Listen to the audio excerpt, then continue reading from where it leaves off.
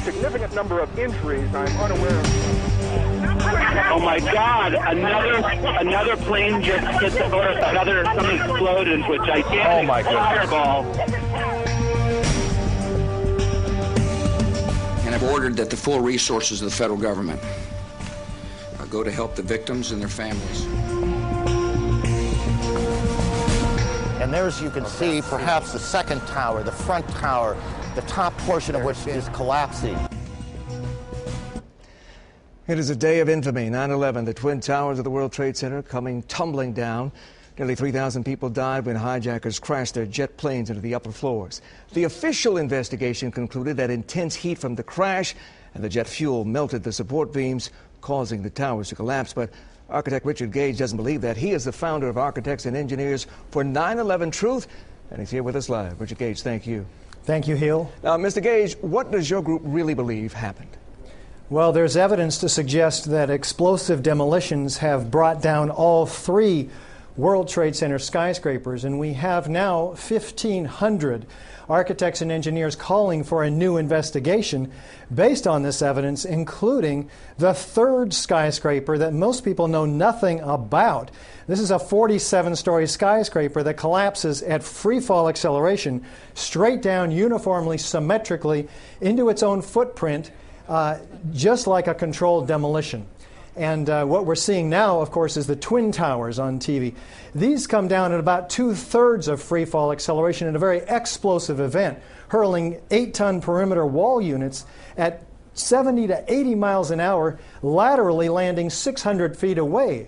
We have 110 floors, each composed of an acre in size, 90,000 tons of concrete altogether, pulverizing in midair before it hits the ground. This is extraordinary evidence, along with the chemical evidence of high-tech nanothermite composite explosives or incendiaries found in all the World Trade Center dust. But how then do you explain the attack on the Pentagon or the fourth jet that crashed in Pennsylvania thanks to those brave passengers who gave their lives? Well, we certainly want an investigation of all four hijackings because there's questions raised by the official story in all of these. But the architects and engineers are highlighting the specific evidence in these three skyscrapers because it's so clear that they're explosive demolitions. We have also found by USGS in all of this massive quantity of dust spread like a 12 to 14-inch blanket throughout the World Trade Center Ground Zero, that they find iron microspheres, the size of the diameter of a human hair. Billions of them, by estimates, are found, and these contain the evidence of ignited thermite. There's no other explanation for them. But virtually every member of Congress, Republicans, Democrats, the White House, the FBI, CIA, have all dismissed your theories. Khalid Sheikh Mohammed, now in custody, has boasted that he planned these attacks. If al-Qaeda was not to blame, then who was? Well, what we need and what the 1,500 architects and engineers that I represent are calling for is an investigation that is thorough, that uses the scientific method, that analyzes all of the evidence, including several tons of molten metal flowing like lava, the first responders say.